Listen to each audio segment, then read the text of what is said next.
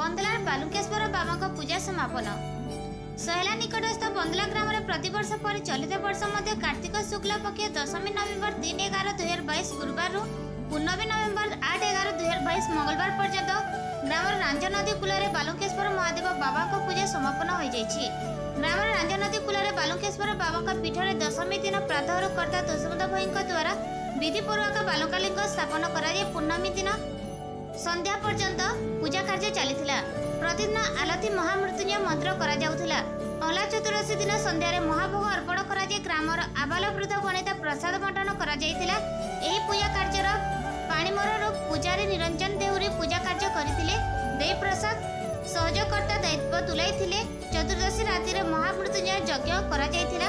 पूजा समापन परे संध्यारे रांजनदी कूल में बाबू बालुकेश्वर को घंट शंख बाद्य विसर्जन करा जाइथिला।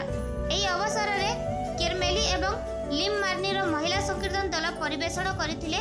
सूचना योग्य जे एही बालुकेश्वर बाबा पूजन महोत्सव 1800 मसीहारे एही ग्रामर स्वर्गीय भुवर भाई एवं स्वर्गीय कोइली भाई आरंभ करथिले, जाकी आजक 222 वर्ष रे पदार्पण करिछि।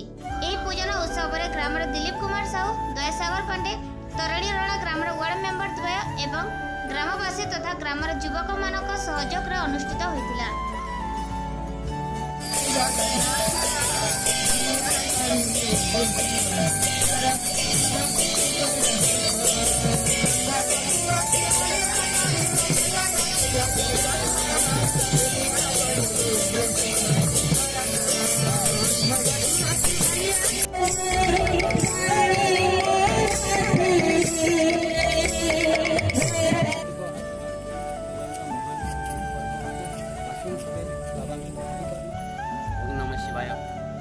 देवी प्रसाद हुई बंदला सोहेला बरगढ़ जिला सोहेला पाखर बंदला होची आमर गाँव रे एटा 1800 मसीहा गाँ जोरखणी अच्छे आम जोरखणी बालुकेश्वर बाबा पूजा हो आसुचे।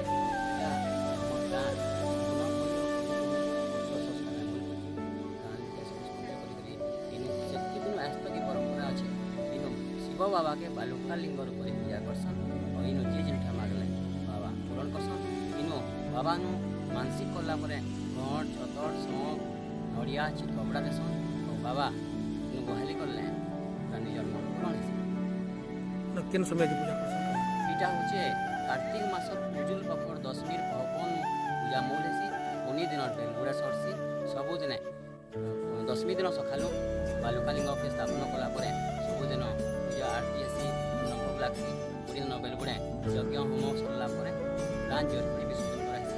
गाँ लोग कीर्तन नाच फोटोटे पठाले भी बाबा मन पूरण कले आर वर्ष के आसन इन मन